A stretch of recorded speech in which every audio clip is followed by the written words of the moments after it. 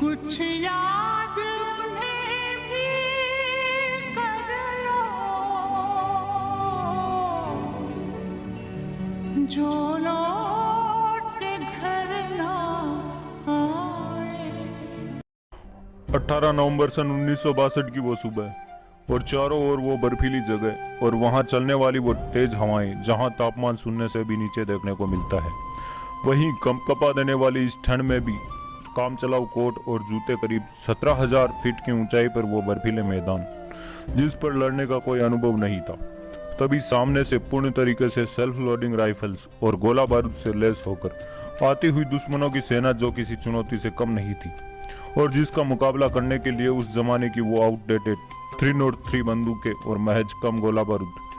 और इसी आपातकाल में कमांडिंग ऑफिसर ने किसी तरह की कोई अन्य सैन्य मदद देने के लिए इनकार कर दिया और आदेश दिए कि या तो युद्ध करे या फिर युद्ध क्षेत्र से पीछे हट जाए, यानी कि स्थिति बिल्कुल विपरीत थी। फिर भी इस देश के जांबाज सिपाहियों को युद्ध क्षेत्र में दुश्मन सेना से लड़ना पड़ा और दुश्मनों को इतनी अधिक मात्रा में हथियार होने के बावजूद भी सबसे ज्यादा नुकसान झेलना पड़ा। आज एक ऐसी ही वीर गाथा हम इस एपिसोड में लेकर आए हैं। जी हाँ, ये कहानी है मेजर शैतान सिंह की। साल 1962 का वो समय जब रेजांगला के चुसुल सेक्टर में कुमाऊं रेजिमेंट की 13वीं बटालियन के 120 जवान तैनात थे। वहीं चार्ली कंपनी की कमान मेजर शैतान सिंह के हाथ में थी और वहां तैनात सभी जवान 3 अलग अलग पलटनों में अपनी पोजीशन पर थे। भारत और चीन के युद्ध के दौरान यह अकेला ऐसा इलाका था जो भारत के कब्जे में था। एक और जहां LAC पर काफी तनाव था, वहीं दूसरी ओर शून्य से नीचे के तापमान में ठंड की मार अलग थी। फिर भी हमारे जवान मुस्तैदी से तैनात थे। अचानक 18 नवंबर की सुबह भारतीय सैनिकों ने चीन की तरफ से रोशनी का काफिला आते देखा और धीरे धीरे यही रोशनी और अधिक नजदीक आने लगी। जैसे ही दुश्मनों की फायरिंग रेंज में प्रवेश करते देखा गया, गोलियां दागनी शुरू कर दी। दरअसल चीन की ओर से आती हुई इस टुकड़ी में आगे की लाइन में याक और कुछ घोड़े थे जिनको सिपाहियों द्वारा दागी गई गोलियों से छलनी कर डाला। लेकिन याक और घोड़ों के आगे की लाइन में होना चीनी सेना की एक सोची समझी चाल थी जिससे कि भारतीय सेना को गोला बारूद और बुलेट समाप्त हो जाएं। लेकिन इस देश की मिट्टी के लिए अपने आप को कुर्बान कर देने वाले इन जवानों की ताकत का अंदाजा दुश्मनों को बिल्कुल भी नहीं था। तभी एक जवान ने संदेश भेजा कि करीब 400 चीनी जवान हमारी पोस्ट की तरफ बढ़ रहे हैं। तभी फिर एक और जवान ने करीब 800 चीनियों के पोस्ट की तरफ आने की सूचना दी।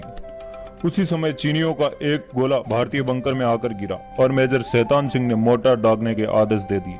साथ ही साथ कम हथियार होने की वजह से मेजर ने सिपाहियों को यह आदेश भी दिया कि एक फायर से एक चीनी को मार गिराओ और उनके हथियार छीन लो। मेजर द्वारा बनाई गई ये रणनीति सफल साबित होने लगी और दुश्मनों की संख्या भी धीरे धीरे कम होने लगी और बर्फ के बिछी वो सफेद चादर लाल होने लगी। तभी एक गोले का टुकड़ा मेजर की बाह में लगा और वहां मौजूद सिपाही ने पट्टी बांधी और आराम करने के लिए कहा। वहीं मेजर शैतान सिंह ने इतने गहरे जख्मों के बाद भी मशीन गन मंगाई और ट्रिगर को अपने पैर से रस्सी से बांधने को कहा और फायर करने शुरू कर दी। तभी एक और गोली मेजर की पीठ पर लगी और अधिक खून बहने के कारण आंखों के आगे अंधकार छाने लगा। अपनी टूटती सांसों के साथ ही वो दुश्मनों पर गोलियां बरसाते रही और अपने साथी रामचंद्र यादव को नीचे बटालियन के पास जाकर ये बताने को कहा कि हम कितनी वीरता से लड़े। रामचंद्र अकेले जाने को बिल्कुल भी राजी नहीं थे। उन्होंने मेजर को अपनी पीठ से बांधा और बर्फ पर लुढ़क कर नीचे गए। रात करीब 8:15 बजे मेजर ने अंतिम सांस ली। युद्ध खत्म होते ही इस एरिया को नो मैंस लैंड घोषित कर दिया। जब इस जगह कोई नहीं गया तो किसी को यह मालूम नहीं था कि जवानों के साथ आखिर क्या होगा। कुछ समय बाद एक गडेरिया वहां से गुजरा तो बर्फ में दबी कुछ लाशें दिखी जिनकी जानकारी उसने चौके में दी। अंत में जब शवों को निकाला गया तो किसी जवान के हाथ में गन मशीन थी तो किसी के पास हैंड ग्रेनेड। एक भी जवान ऐसा नहीं था जिसकी पीठ पर गोली लगी हो, यानी कि सभी जवान लड़ते लड़ते शहीद हुए और 120 जांबाजों ने लगभग 1300 चीनियों को मार गिराया। अंत में रण क्षेत्र में अदम्य साहस और पराक्रम के लिए मेजर शैतान सिंह को मरणोपरांत परमवीर चक्र से नवाजा गया। मुझे उम्मीद है आज का एपिसोड आपको पसंद आया होगा। वीडियो पसंद आए तो वीडियो को लाइक व शेयर करें तथा आपके इस चैनल को सब्सक्राइब करें।